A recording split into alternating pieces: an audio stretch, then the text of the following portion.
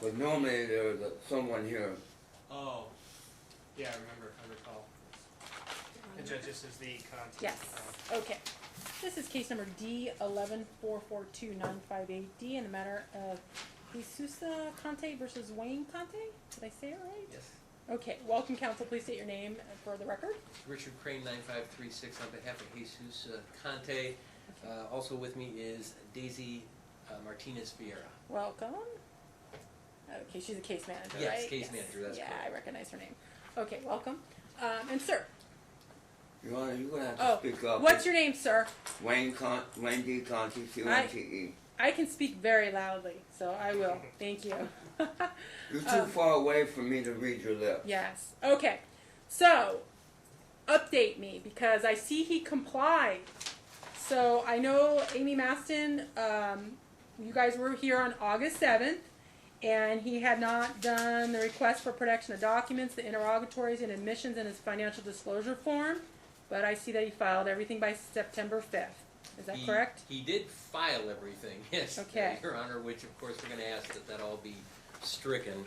But it does make it easier for to follow along as I go through what we actually got, because what we got was not the responses that we asked for. Okay. So you can, because what happens is if you feel they're deficient, that's not part of what's on for today. Today it was just on for a status check to make sure he complied. Well, so you can tell me. He didn't comply with the second set of RFAs that were sent to him either. So there's another set of RFAs that were submitted to him that he did not. Okay, was that part of your motion? Not part of the original motion, but I do have to ask, Your Honor, because this was the problem. We are on an evidentiary hearing a week from tomorrow. Mm-hmm. And I don't have time to file a deficiency, and I specifically asked for this hearing as a status check based on, because I told the previous commissioner, Mm-hmm. I'm not going to get what I need, and I did not get what I need. Mm-hmm. I mean, he redacted, highly redacted, 1 page of each month of his bank statements. Didn't provide the 5 pages that were supposed to be provided for each bank statement, and redacted them so that I can't get the information I need off of them. And the request was unredacted bank statements. Still came redacted, all blacked out, all of that. Mm-hmm. His answers to a lot of this is, I don't understand the question, which was the same answer he was giving in court. I don't understand the question, so I can't answer. None of this is useful. None of it was bait stamped. None of it was in a proper order. I mean, I have exhibits that are numbered. I have exhibits that are lettered. None of them relate back to the questions. Mm-hmm. So I'm in exactly the same position I was a month ago. I have nothing, and I have an evidentiary hearing a week from tomorrow. And I have a requirement, the judge, even though the burden is on him, I have a requirement to be able to lay out to the judge exactly what's been paid, what is exempt, what is not exempt, and I can't fulfill my duties to the court because he's not produced the discovery that was requested. Okay. So what's your response to that? Your Honor, he did something illegally. He violated the Privacy Act of 1974. He filed a subpoena with my full name, my birth date, and my social security number. And that's I'm violation. asking you what your response is to responding to the discovery, not about violating I'm laws. trying to respond to it the best way I can. And I went out and got help from Nellis Air Force Base legal section. I followed their instructions. I answered all the questions on there. Okay, well, he said... I only got a 9th grade education, so how can you ask me of something if I don't understand the question? So, counsel, this is what I'm going to do, because it's not going to get any better, because I read the court minutes, which were extensive, from Amy Maston. I'm going to allow you to get 37C1, that failure to disclose or supplement or admit an earlier response, the party is not allowed to use that information or witness to supply evidence on a motion at a hearing or a trial. So he's not going to be able to use anything else. Discovery, if you're a week out from the evidentiary hearing, because I did not see, okay, 9/26, okay, Yes, Your before Honor. Judge Pomrenze. When does discovery close? Tomorrow. Okay. So, wow. So he's not, I'll allow that he's not going to be able to supplement or do anything. It's just going to basically be his testimony on those issues. So basically, a Bass Davis instruction. For the negative inferences and whatnot. That's fine. Thank you. But I don't want it. I've seen some attorneys do this, and I don't want it so far to say is because he didn't provide evidence that he's not an alcoholic, then the inference is he's an alcoholic. That's like a credibility issue. There's only two issues that are Okay. before the court, Your Honor. Okay. The two issues are whether or not he has exempt or what the extent of his exempt income is, and the other is whether or not we have collected more than what is owed. Okay. Those are the two issues. Okay. So the issues really came down to him providing us with the information we needed to determine whether or not all of his income was exempt or not exempt. And You don't know, and that's it. I mean, okay, so I'm going to give the negative inference there. Your Honor, Yes, sir. the judge in P court says my VA and my Social Security was exempt. She stated this on the 21st. But they have the right that's discoverable. And things might not be admissible at trial. Whatever the judge rules is fine. But they have the right to get that information. Hey, I filled out those Whether it's documents the exempt best or way I not, could. whatever you claim, they don't have the right. They don't have to rely on what you say. They have the right to look at that information and determine it on their own. So whatever the judge rules, that's fine. But they have the right. That's discoverable information. So if you redact it, and they have the right to look at that stuff. I mean, I understand you might think it's private. At least the attorneys, it could be for the attorney's eyes only. But we're at the point where discovery closes tomorrow, and he's saying that is deficient, and it's not changed since the August 7th date. So I will tell you this: I'm not going to grant any attorney's fees or sanctions because, and I know this is difficult, but you have to have that EDCR 5.602 phone call to him, and I did not see that. we did that, Your Honor, before the last hearing. And it was found that we did. Did you call, or was the office call? I called. You called. I personally had a conversation with Mr. Conte, and he Okay. told me he was not going to provide anything. Okay, because that's not in your affidavit. It didn't say It's- that you called. Because if you guys look at these rules, 5.602 says you have to put it in your affidavit. It says, Jesus attempted to resolve this matter through correspondence and through a phone call. She did. It doesn't say anything in your declaration that you made a phone call. So that was unclear. That was to me. already found at the last hearing that 602 is done, Your Honor. And it's not in the. I did not see that in And the. I did actually make that phone call. He told me he was providing nothing. Okay, because I pulled up your original July 3rd, 2019 And motion. I think it's actually in the motion and says that as well. It says that Jesus attempted to resolve this That matter. might be in the affidavit. If you read the motion, I believe it says that I had that phone call. But Your Honor. okay, if you read the rule says it has to be in your affidavit. So, and I did not see a specific date. It says What date did we. you call me on, Mr. Wayne? It's in my motion, my original motion. I don't see where it says. Because it's in the facts section. Because I read everything. I have it right here, and I didn't see where it says you specifically called. That's what I was missing. We received another letter. When was the I wrote my note here. When was the telephone call? Where and when? I did not see that. If you can point me that out to it. in Can the I motion. see the motion? I don't have it laying in front of me. I apologize. I have didn't realize I mine. was going to need that That's fine. for this hearing. Chip. Your Honor, Yes. Thank you. and the lady who verified this, that with my hearing as period is, about 99% of my calls I do not hear. I know that's the unfortunate there- and- point, and- but The thing is, whatever, I have my phone records right here showing he never called me. okay. And the thing is, you guys said that you wouldn't have the optimal thing to do would have been to have him meet with him in person, but your letter specifically said you would not meet with him in person because Correct. of criminal issues. Correct. So I get that a telephone call would have been difficult, but it at least had to be done for the 5 point. And I don't see that. It just said that basically he had to respond regarding the discovery no later than September 9th by 5 p.m. In the event he fails to provide the responses of the discovery by said date, the request that the district court draw negative inference as a result of his failure would be granted. Plaintiff's counsel acknowledged he'd be willing to accept the documents from defendant's power of attorney. With respect to the request for admissions, she deferred it to the judge. He was supposed to do an updated financial disclosure form by September 9th. If not, negative inferences would be drawn. She did say for you to submit a redacted memorandum of fees and costs, so I did see that, but I didn't see where she said for 5.602 was met, because when I read through it, I did not see that. This is notably, Wayne never retracted his anticipatory repudiation when contacted on July 2nd, 2019. Yeah, but that's when the call took place. Okay, so that's why it's got to be in your affidavit that you made the call on July 2nd, and it's got to say that. So, you know what? Here's what I'll do. I won't deny you the fee since I wasn't sitting there on August 7th, and I don't know what Amy Maston ruled on that. Ooh, can I have my? Oh, It sorry. has my notes on it. Sorry, I don't want Sorry. you to keep my notes. And I would have stolen them. Thank you. Thanks, Chip.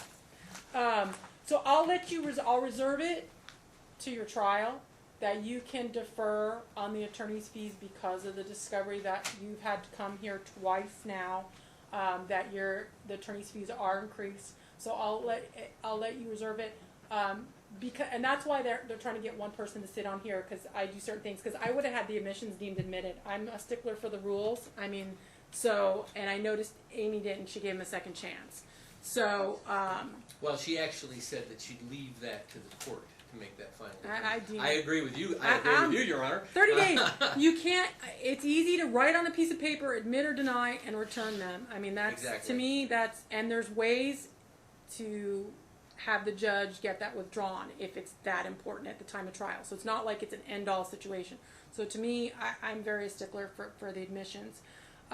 So I will allow you to reserve the right and defer to the judge at the time of trial for the issues of having to come back here twice for the discovery. And you're saying that that's an issue that the judge will have to decide. And I mean, sir, if the Judge Pomrenze doesn't, she wants it open and an open book, and if there's redacted information and people can't figure out things, you're going to have these negative inferences against you. On the 21st, my understanding, and what I could hear and what I could understand, is that the judge want to know what was being deposited in my bank account, and nothing more. That's my understanding. You can't limit the issues. They have the right to get whatever discovery they need to go on for trial. So you're trying to limit it by your interpretation of what the judge is. It might not be admissible at trial, but they still have the right to discover it. So you shouldn't have redacted those things. And They always subpoenaed my bank records. Okay, well, yeah, and that's a cost. It's. And I believe that U.S. Bank is not going to give it to them. Okay. Okay, well, so the negative inference, Bass Davis, I'll give that to you. And then, like I said, I'm going to defer the attorney's fees. Is there anything else that we needed to address? No, Your Honor. I'll bring the second set of RFAs, requests for admissions, to the attention of you the judge. you had a second set? I had a second set that was sent out just before the previous hearing, and he did not answer me. He had until the 4th or 5th of this month to answer them. He didn't answer those either. I don't no time to put a motion on. Right. So I'll just bring that to the judge. Well, let me ask you, sir, how come, did you get a second set of admissions?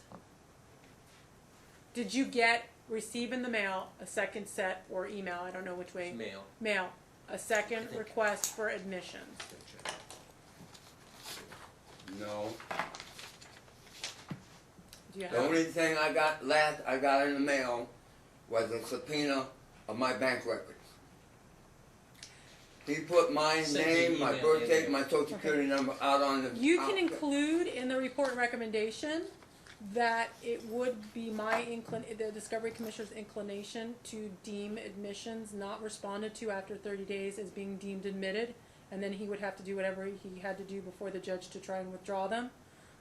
But yeah, Amy, I know he did the first request, so Amy did give him, and he did meet that deadline, so we won't deem those admitted, but it would be my inclination on the second set, if it were before me.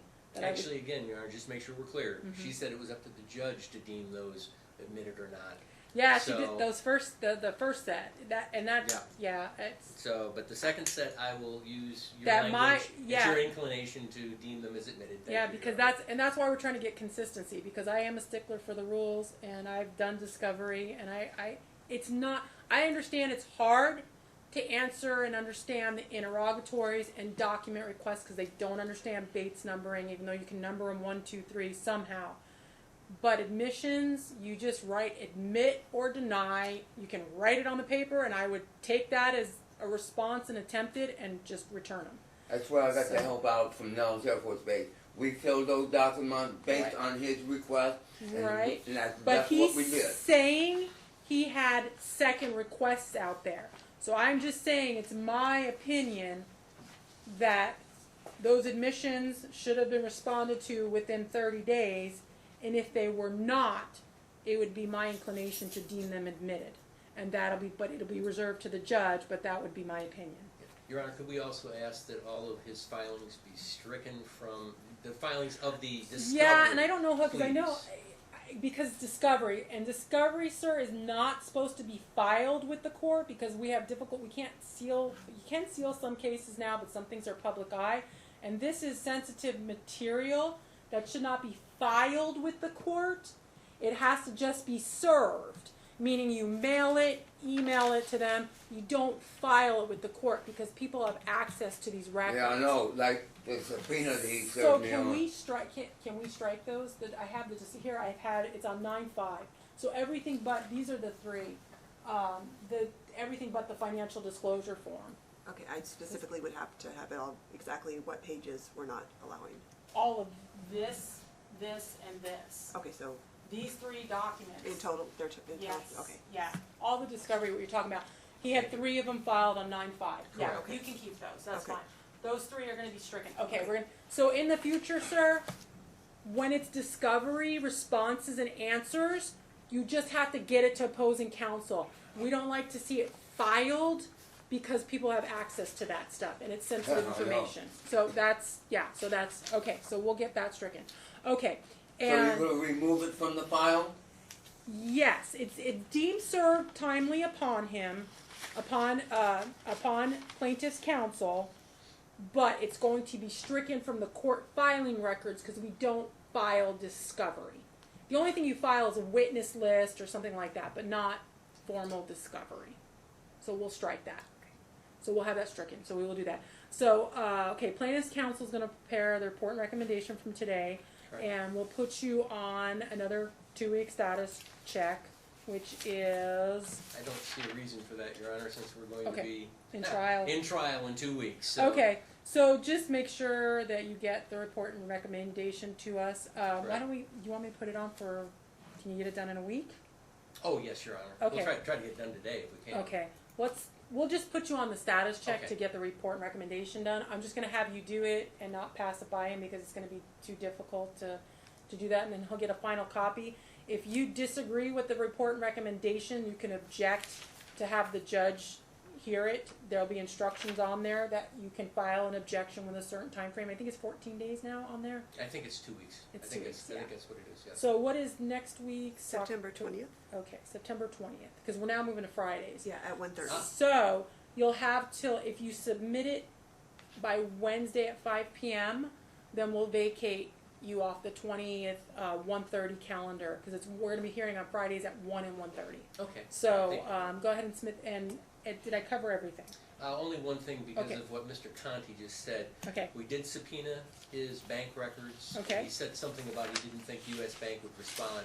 Yeah. U.S. Bank has responded, Okay. and we have provided a copy. They were mailed to him 2 days ago. You So got Okay. the he will bank have, records to show he there's will have, nothing really he much will more. have, he will have Okay. a copy of them delivered to him very soon. Okay. Thank you for clarifying that, counsel. You'll get copies of that, sir. You'll see that what they responded. Okay. All right. And good luck in trial. Thank you for your time. Thank Your you. Honor. Thank you for coming to court. So we got to come back to this court again? No, Good. you're done. Oh, sorry, Yeah. I better go off the record. Ooh, ooh.